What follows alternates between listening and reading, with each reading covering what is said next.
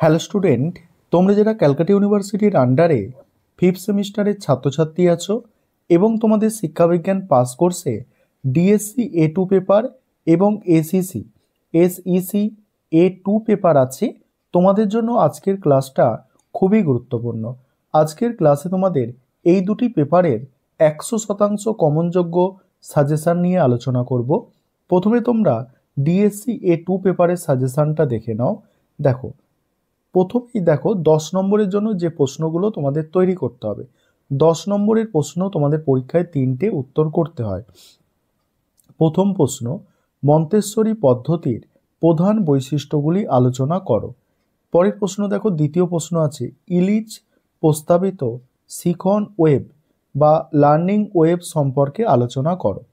Next দেখো 3 নম্বর প্রশ্ন, নারী শিক্ষা প্রসারে বেগম রোকেয়ার অবদান আলোচনা করো।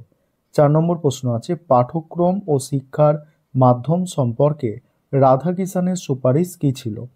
5 নম্বর প্রশ্ন, স্বামী বিবেকানন্দের শিক্ষা দর্শন সংক্ষেপে ব্যাখ্যা করো। 6 নম্বর প্রশ্ন, আধুনিক শিক্ষাক্ষেত্রে বুনিয়াদী শিক্ষার প্রাসঙ্গিকতা আলোচনা করো। পরের প্রশ্নগুলো আলোচনা করব। তার আগে যে বিষয়টা তোমাদের বলার আছে, তোমাদের জন্য এই পেপারগুলির স্টাডি মেটেরিয়াল তৈরি করা হয়েছে। তোমরা যদি কেউ স্টাডি মেটেরিয়াল পারচেস করতে চাও, দেখো নিচের দিকে তোমরা নম্বর দেখতে পাচ্ছ, এই নম্বরে যোগাযোগ করে স্টাডি মেটেরিয়াল পারচেস করতে পারো।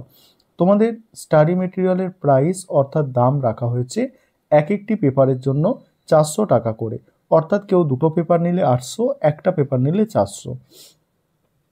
তাহলে পরের 6 নম্বর প্রশ্নটা আরেকবার দেখে নাও, কি বলেছিলাম, আধুনিক শিক্ষাক্ষেত্রে বুনিয়াদী শিক্ষার প্রাসঙ্গিকতা। নেক্সট আছে দেখো, নারী শিক্ষা ও জনশিক্ষা বিষয়ে বিবেকানন্দের মতামত আলোচনা করো। 8 নম্বরের প্রশ্ন, শিক্ষাক্ষেত্রে মন্তেশ্বরী মানে এটা ম্যাডাম মন্তেশ্বরী বা মাদার মন্তেশ্বরীও আসতে পারে, অবদান উল্লেখ করো। নেক্সট আছে দেখো, বুনিয়াদী শিক্ষার বৈশিষ্ট্যগুলি সম্পর্কে বিস্তৃত আলোচনা করো। নেক্সট, শিক্ষা সহায়ক উপকরণ এবং শিক্ষণ পদ্ধতি সম্পর্কে ভগ্নী নিবেদিতার অভিমত লেখো।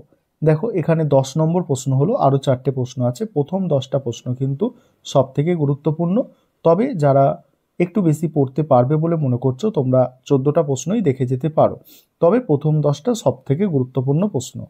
দেখো 11 নম্বর প্রশ্ন, রবীন্দ্রনাথ ঠাকুর প্রস্তাবিত শিক্ষার লক্ষ্য সংক্ষেপে আলোচনা করো। পরের প্রশ্ন, মন্তেশ্বরী পদ্ধতির প্রধান বৈশিষ্ট্যগুলি লেখো। মন্তেশ্বরী পদ্ধতির ইন্দ্রিয় প্রশিক্ষণ ধারণাটি ব্যাখ্যা করো। নেক্সট আছে, শিক্ষায় ধর্ম এবং শিক্ষকের ভূমিকা সম্বন্ধে রাধাকিষানের ধারণা ব্যাখ্যা করো।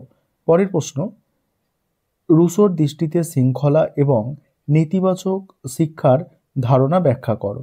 তারপরে দেখো 5 নম্বরের প্রশ্ন। 5 নম্বরের প্রশ্ন পরীক্ষায় একটা তোমাদের লিখতে হয়। আর দেখো আমি 3টে প্রশ্ন তোমাদের দিয়েছি, জনশিক্ষার বিস্তারে স্বামী বিবেকানন্দের ভূমিকা, নারী শিক্ষা সম্পর্কে রুশোর ধারণা, আর হচ্ছে সংক্ষিপ্ত এটা টিকা হবে, টিকা লেখা হচ্ছে প্লেটোর শিক্ষা ব্যবস্থার সীমাবদ্ধতা। এবার তোমরা আরেকটা যে পেপার আছে সেই পেপারটা সাজেশানটা দেখো। এবারে তোমরা এসইসি A2 পেপারের সাজেশানটা দেখো। প্রথম প্রশ্ন আছে দেখো, মৌলিক অধিকার বলতে কি বোঝো? ভারতীয় সংবিধানে বর্ণিত মৌলিক অধিকারগুলি আলোচনা করো।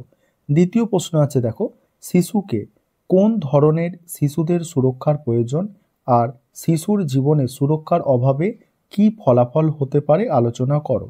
তারপরে পরের প্রশ্ন আছে দেখো, পেসকস অ্যাক্ট সম্পর্কে বিশদে বিবরণ দাও বা বিশদে আলোচনা করো। নেক্সট, গার্হস্থ্য হিংসা বলতে কি বোঝো? গার্হস্থ্য হিংসার প্রকৃতি বিস্তারিতভাবে আলোচনা করো। পরের প্রশ্ন, মহিলাদের সুরক্ষা প্রদানে গৃহীত গার্হস্থ্য হিংসা আইন উল্লেখ করো আর এই আইনের দুর্বলতাগুলি আলোচনা করো। 5 নম্বর প্রশ্ন এটা। এখানে বলে রাখি 10 নম্বরের প্রশ্ন তোমাদের পরীক্ষায় দুটো অ্যান্সার করতে হবে। গার্হস্থ্য হিংসা হলো, মহিলাদের সুরক্ষা প্রদানে গৃহীত গার্হস্থ্য হিংসা আইন উল্লেখ করো, এই আইনের দুর্বলতাগুলি আলোচনা করো। পরের প্রশ্ন আছে, গণতান্ত্রিক অধিকার ও মৌলিক অধিকার এই দুটির মধ্যে পার্থক্য আর ভারতীয় নাগরিকদের গণতান্ত্রিক অধিকারগুলি কী কী। নেক্সট আছে দেখো, শিশুর অধিকার রক্ষায় পরিবার ও বিদ্যালয়ের ভূমিকা।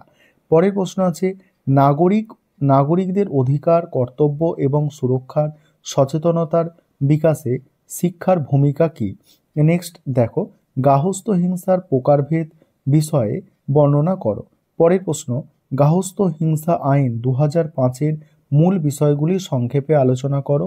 নেক্সট, গার্হস্থ্য হিংসা প্রতিরোধের প্রয়োজনীয়তা লেখো। তারপরে দেখো, পরের প্রশ্ন দেখো, কোন 4টি নীতির ওপরে শিশুর অধিকার ধারণাটি গঠিত? শিশুর অধিকার রক্ষা করতে পরিবার কি ভূমিকা পালন করে? নেক্সট, গার্হস্থ্য আইনে উল্লেখিত পুরুষদের জন্য সুরক্ষামূলক ব্যবস্থা আলোচনা করো। নেক্সট, স্বাধীনতার অধিকারটি আলোচনা করো।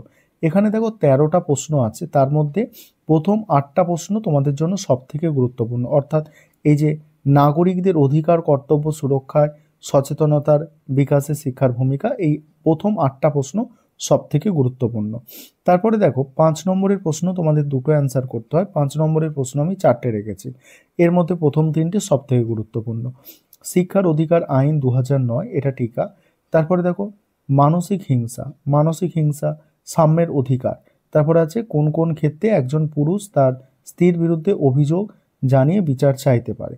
এই ছিল তোমাদের দুটি পেপারের 100% কমনযোগ্য সাজেশন।